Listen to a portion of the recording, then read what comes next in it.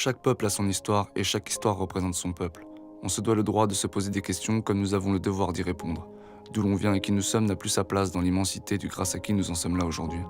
Des civilisations antiques aux plus combattants des résistants, j'ai choisi de compléter mes connaissances en histoire en commençant par celles qui nous concernent vraiment. Et en fait, chacun de nos villages nous replonge dans les plus grandes pages des siècles derniers, comme celui de Colombey-les-Belles.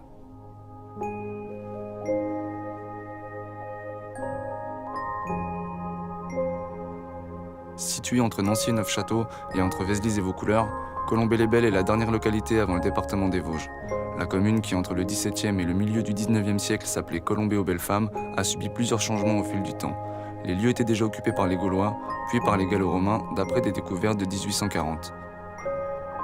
La voie romaine passait également par Colombey.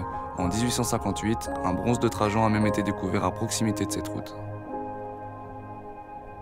En nous rendant au village, on y découvre une église du XVIIIe et un hall à pilastres en pierre du XIXe. En recherchant l'origine du mot Colombey, qui d'après la légende tiendrait son nom de l'existence d'un colombier durant la période gallo-romaine, nous avons fait une découverte plus convaincante qui prend sa source à la boulangerie du village.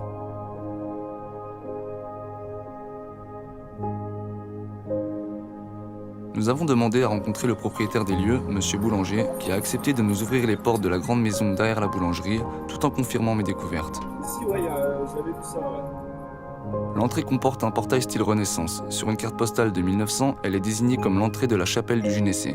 Cette même entrée est visible sur une photo de Monsieur Boulanger. D'après la tradition orale, il peut y avoir confusion avec la présence d'un couvent de religieuses dans cette demeure à une autre époque, mais aucun document ne le confirme. Mes recherches indiquent que cette maison était autrefois un gynécée durant l'époque des Mérovingiens, entre le 5e et le 8e siècle. Un gynécée était un établissement dans lequel les femmes esclaves travaillaient pour le compte du seigneur. À cette époque, ces demeures avaient pour surnom Columbarium et les femmes y étaient qualifiées de Columba, qui signifie colombe en français. En 870, on retrouve dans des chartes de l'abbaye de Saint-Ève de Toul que le village était connu sous le nom de Columbarium. Monsieur Boulanger nous emmène à présent à l'arrière-boutique où l'on découvre les vestiges d'anciens balcons qui surplombaient la ruelle située dans l'entrée de la chapelle du Gynécée. Voilà, après ça a été arrangé, ça a été les placards, mais là c'était une ruelle. L'origine du nom du village tient peut-être de ces explications, mais il convient tout de même, malgré les preuves et les documents, de rester prudent sur l'emplacement du gynécée. Aujourd'hui, l'ensemble de la maison a été rénové, mais il subsiste toujours une niche gothique du XVIe siècle à l'angle de la maison. Lors d'un bombardement le 16 juin 1940, la maison s'écroula et seule la niche resta miraculeusement suspendue au-dessus des décombres.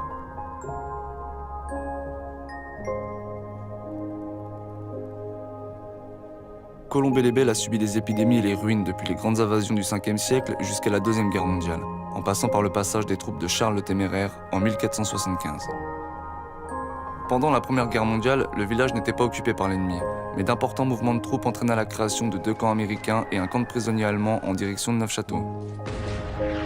Lorsque les États-Unis sont entrés en guerre, le village a été choisi en 1917 pour accueillir temporairement l'aérodrome de Colombey-les-Belles, le First Air Depot, soit la plus grande structure américaine de l'air service dans la zone de combat du front occidental et sans aucun doute un des plus importants stratégiquement.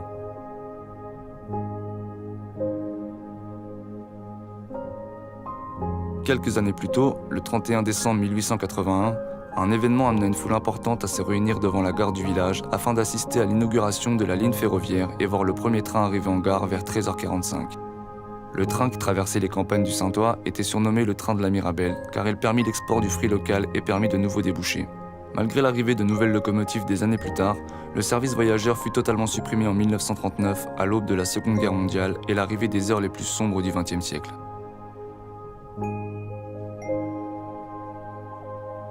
Colombey-les-Belles a également connu plusieurs réussites. Qualifiée de petite ville plutôt que de grand village, la commune possédait un grand nombre de commerces et d'artisans. La plus importante industrie du village était sans aucun doute celle qui est née en 1924 et il s'agit de l'usine des voitures Cerf et Didier. Grâce à cette journée, nous avons réussi à réunir un maximum d'informations sur l'histoire de Colombey-les-Belles, ce qui m'a permis de rédiger un article détaillé dans notre magazine. Et si vous souhaitez découvrir l'intégralité de l'histoire siècle par siècle, n'hésitez pas à vous rendre sur notre site www.toulactu.fr. Je vous donne rendez-vous le mois prochain et nous serons peut-être dans votre village.